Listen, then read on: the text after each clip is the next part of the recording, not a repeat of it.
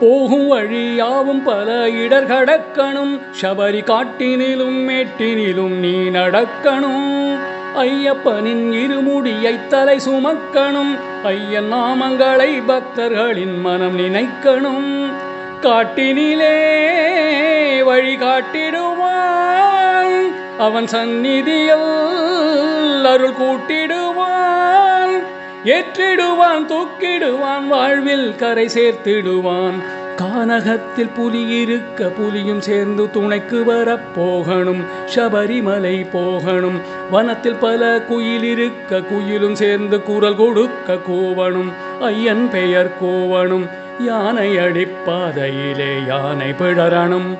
அந்த பிழறல் பம்பை கணபதி ஓம்காரமாகணும். சுவாமி அப்பா ஐயப்பா சரணமப்பா. என் வாழ்வினிலே எல்லாம் ஐயனப்பா.